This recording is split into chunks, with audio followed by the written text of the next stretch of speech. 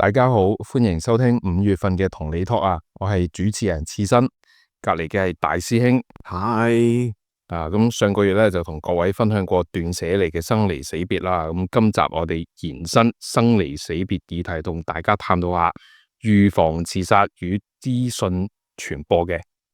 大師兄啊，你有冇發覺咧近年媒體報道自殺新聞嘅內容咧就有啲唔同咗啊？其實都有啊，我見咧自殺新聞咧報道咧，好似少咗啲詳細嘅內容啊，多咗2個求助嘅熱線號碼啦。我諗大家咧可能都會有啲好奇，喂，點解會有呢啲變化嘅咧？我哋市民唔係應該要知情權嘅咩？呢個問題問得好啊！嗱，我先講結論啦。咁啊，世界衛生組織就只有證據表明，媒體對自殺嘅報道係可以增強或者降低預防自殺嘅工作嘅。咁廣泛傳播自殺報道咧，就會導致自殺人數增加，而克服自殺危機嘅故事，可能就會令自殺人數減少。咁啊，世衛咧就鼓勵媒體專業人士專注喺報道克服自殺危機同困難嘅故事。咁啊，同時喺報道自殺新聞嗰陣咧，就要遵循2023年9月12日更新嘅預防自殺媒體專業人士資源第4版，入面提到嘅6要8不要指引啦。刺身啊，你可唔可以同大家咧講下？喂，你啱先提到個6要啦，係咩嚟噶？咁6要啦，就包括要提供正確嘅求助資訊。就正如大家見到報道底下咁，都多咗2個求助電話，咁分別係社工局輔導熱線28261126，同埋我哋明愛生命熱線28525222。跟住咧就係需要特別謹慎報道名人自殺事件。大家都應該記得以前香港張國榮咁佢逝世嘅呢件事啦，咁樣。咁仲有使用正確嘅資訊教育市民有關預防自殺嘅事實。我哋明愛都有海輝生命資源教育中心致力促進呢個預防自殺嘅。仲有報道點樣因應壓力或者自殺想法同埋尋求協助嘅人物故事咯。都好需要謹慎訪問自殺者遺族即係死者嘅家屬嘅。同時要留意翻媒體從業人員佢哋報道自殺事件嗰陣咧，咁佢哋嘅精神健康可能都會受到影響噶。哇！所以其實近年啦，大家見到嘅自殺新聞報道啦，多咗2個求助電話號碼就係咁樣嚟嘅。哇！咁不如我嚟講下啦，8不要係啲咩啦？咁包括啦。第一啦，唔好用一啲聳動化、合理化或者正常化嘅方式啦，去描述自殺事件。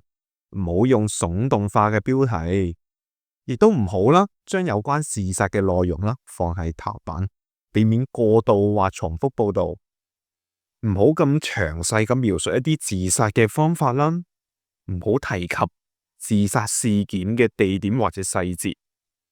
唔好簡化啦，自殺嘅原因或者歸咎於單一嘅因素。唔好刊登照片啦、影片啦、音訊或者社交媒體連結，同埋唔好報道自殺遺書嘅細節。係啦，6要啦，就相信各位唔難理解啦。但係大聲提到嘅8不要點解會有呢啲咧？咁就未必個個都完全了解啦。以下就即為各位簡述2項重要相關嘅原因。第一項啦就係模仿效應，或者叫維特效應。話說咧，就喺1974年咁，就學者 David Phillips 就根據佢嘅研究結果，就發現媒體對自殺行為係有影響，然後就提出咗呢個維特效應嘅。維特呢個名咧就係取自德國著名作家歌德佢1774年所著嘅一本好出名嘅書，叫《少年維特的煩惱》嚟改名嘅。當媒體報道嘅自殺死者係名人或者係詳細描述地點、自殺方式、過程、年齡、性別、遺書等等資訊嘅時候咧，咁啊，自殺高危者接觸到相關報道之後，咁就可能會因為佢哋覺得自己嘅生命處境，咁就好似死者嘅一啲報道描述裏面好類似啊，咁跟住就產生咗認同同埋仿效自殺死者嘅以自殺嚟結束痛苦嘅方式。第二項嘅重要相關原因啦，咁就係需要減少自殺者遺族身邊人嘅傷痛同埋保障私隱嘅。咁百不要啦，咁多項裏面啦，其實係可以避免增添受自殺事件影響嘅相關人士嘅傷痛，避免佢哋所屬嘅群體啦，住宅俾人貼標籤啊，咁造成污名化。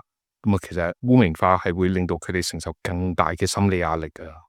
冇錯啊，刺身啱先提到咧，其實嗰兩樣重要嘅相關原因啦，其實唔單止啦，同傳媒報道自殺新聞有關嘅，甚至乎而家啦，人手一部手機，其實可以真係好容易咧，就可以拍到事發現場嘅一啲相啊或者片，放上去一啲social media 上面啦，引發一啲討論嘅，又或者轉發啦自殺新聞嘅報道啦，同埋去針對呢啲報道去評論，其實咧，對接收資訊嘅嗰一方咧，都會帶嚟咧一啲負面嘅影響噶。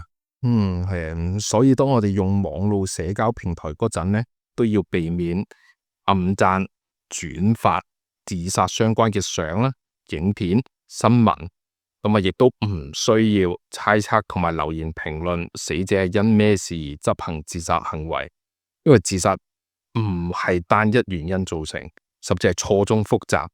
我哋試想象下自己重視嘅人痛苦到自殺走咗，然後喺網上社交平台見到一大班人背後議論，甚至俾人借題發揮，咁你話幾咁難受啊？係噶，咁其實當我哋係作為觀眾啦，或者讀者角色去了解社會新聞時事嘅時候啦，確實係有知情權。但係咧，當自殺事件發生嗰陣時啦，不當嘅自殺新聞報道，再疊加埋啦，即係而家網民啦嘅一啲評論或者轉發啦，真係可能會造成更多嘅一啲不幸啦，或者係傷痛。其實咧都需要啦，大家去帶住同理心去理解啦，媒體啦，平衡大眾嘅知情權啦，同埋受影響嘅人士嘅。咁畢竟啦。社交媒體啦，唔係一個冇責任嘅空間嚟嘅。喺每個人啦，都應該保持同理心啦，傳遞正向積極嘅一啲信息，避免啦喺一個社交媒體上面啦，造成其他人嘅一啲異動或者更多嘅一啲傷害嘅。如果睇完自殺新聞報道後，出現悲傷、難受、不安甚至恐懼嘅情緒，請先停止接觸相關嘅新聞。去做其他活動，轉移下自己嘅注意力先，平復翻自身情緒。咁如果仲感到困擾，情緒仍然有起伏嘅話，咁可以嘗試揾身邊人傾下，抒發下自己嘅感受。咁如果係親朋好友揾自己傾有關自殺新聞嘅事，記得以不指責、不評論自殺事件，專注聆聽、陪伴、接納對方情緒。咁當然啦，記得仲可以打嚟我哋心理熱線同我哋傾下嘅，我哋好歡迎噶。係啦，咁今集就同大家分享到呢度啦。咁多謝各位收聽，拜拜，拜拜。